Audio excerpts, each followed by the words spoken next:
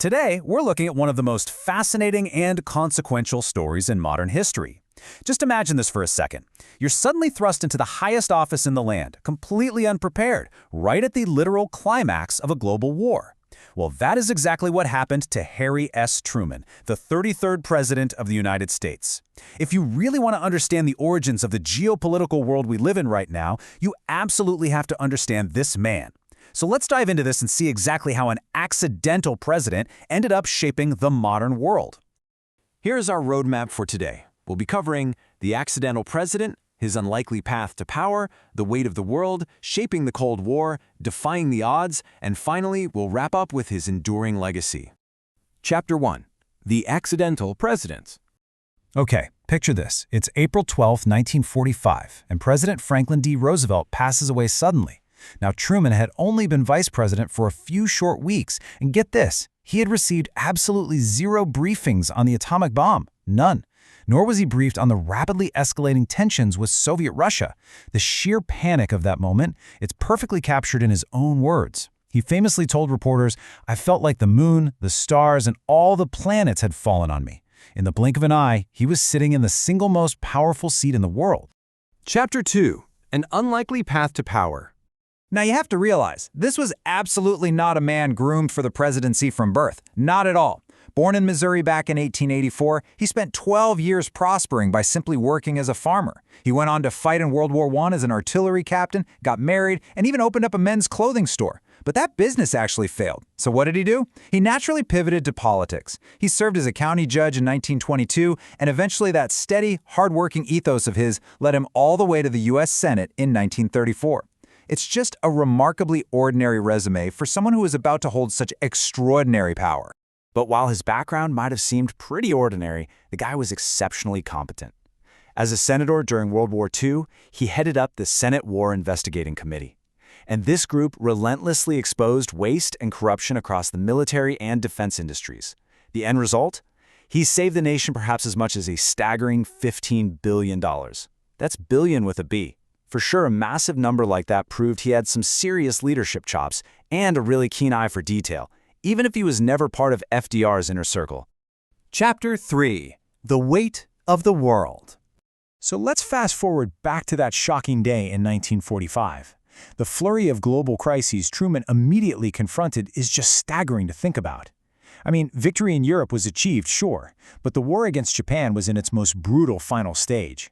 After an urgent plea to Japan to surrender was flat-out rejected, Truman made the incredibly heavy decision to order atomic bombs dropped on Hiroshima and Nagasaki.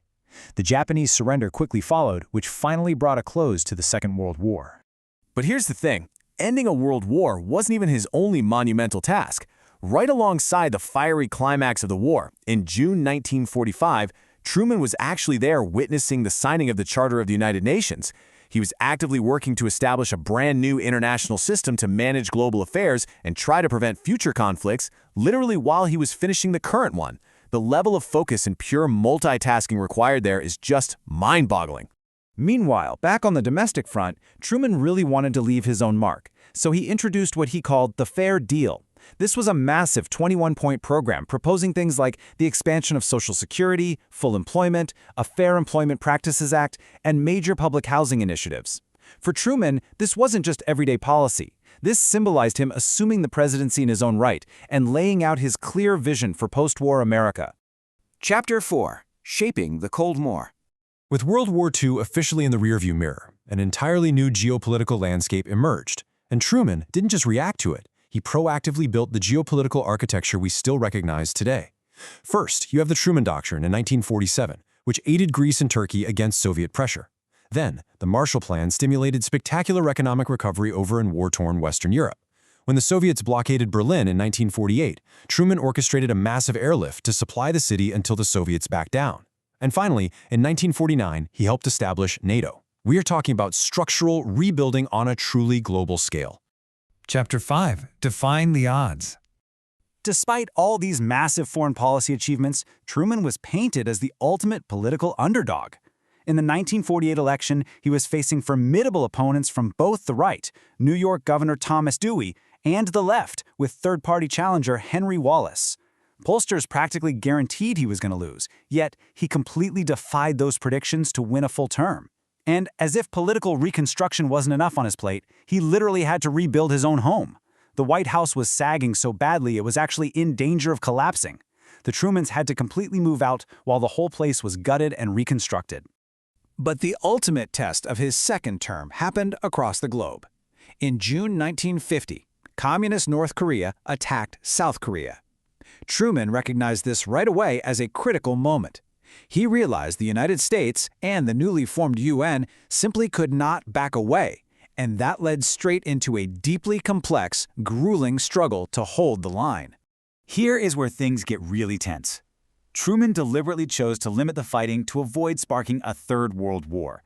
But this decision, it deeply frustrated a lot of Americans, and most notably, his commander in Korea, General Douglas MacArthur. When MacArthur publicly demonstrated insubordination, Truman made the call to fire him. It was a deeply unpopular, highly controversial move, but Truman firmly believed it was the only way to maintain civilian control of the military and prevent a global catastrophe.